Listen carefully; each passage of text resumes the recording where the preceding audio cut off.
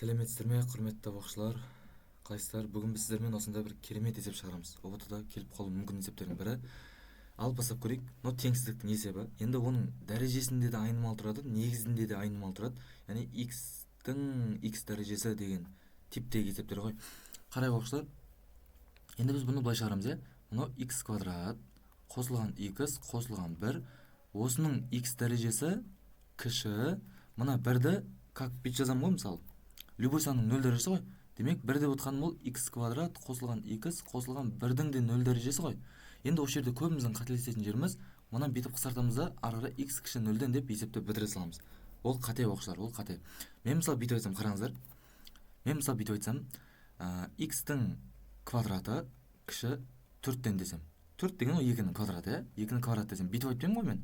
Мұны мен қысқартамын да, x-ің кіші 2-ден деп айтпаймын ғой. Вот сондай нәрсе ғой. Енді бұл нәрсе орындалмайтындығы сияқты, мынау да қысқартсап x кіші 0-ден деп айтамаймын. Енді қарай оқушылар, бізде екі жағдай бар. Негізінде тұрған нәрсе 1-ден үлкен болса таңба ауыспайды дейтін бар еді ғой. Білесіз оқушылар, негізінде тұрған нәрсе 1-ден үлкен болса таңба ауыспайды. Ол қалай?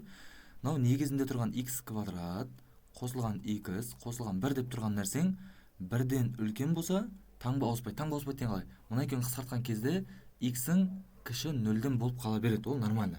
Ол нормально. Сонда x-ің кіші 0-ден екен. Ал екінші жағдай қалай оқушылар? Екінші жағдай және екінші жағдай. Мынау негізінде тұрған нәрсең 0 мен 1-дің арасында тұрады деген екінші жағдай бар. 1-ден үлкен болды ғой. Енді 0 мен 1-дің арасында тұрады деген екінші жағдай бар. 0-ден кіші деген мүмкін емес ондай. Енді қарайық. x квадрат қосылған x қосылған 1 0 мен 1-дің арасында. 0 на жағына 1-ді сап қоям. На жағына 1 сап қоям. Енді ондай болатын болса, мына екеуін қысқартқан кезде қазір таңба ауысады. Демек x-ің үлкен 0-ден болады екен. Енді шығарып көрейік оқушылар, мынаны шығарайық. Мына 1 мен 1 қысқарады. Сонда жүйең былай бола ма қазір? Мына x квадрат қосылған x болады. Оның x-ін сыртқа шығаратын болсақ, ішінде x плюс 1 болады. Ол үлкен 0-ден. Ал асты x-ің кіші 0-ден екен. Енді мына теңсіздікті қазір 0-ге теңестіретін болсам, x-ім тең 0, x-ім тең минус 1 болады. Оны сандар өзіне сататын болсам, 0 мен минус 1-ді мынау 0, мынау минус 1, мынау 0. Так, плюс минус плюсын қойып шығам, плюс минус плюс бізге 0-ден үлкені керек. Демек, плюсы керек бізге. Мынау керек. Келесі нәрсе ол x-ің кіші 0-ден дейді. Оны екінші бір неге сызып қойын. 0-ден кіші деген 0 бар. Оның мына жағы бар, 0-ден кіші жағы ғой. Демек ол мынау екен. Сонда екеуінің ортағын алатын болсақ бізде, мынау бізде жауап болады екен. Пока бұл бірінші жауап. Пока бұл бірінші жауап минус шексіздіктен минус 1-ге дейін екен.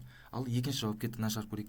Енді оқша қараңыздар, мына бір нәрсенің x квадрат қосылған x плюс 1 деген нәрсе дискриминанты 0-ден кішкентай, дұрыс па?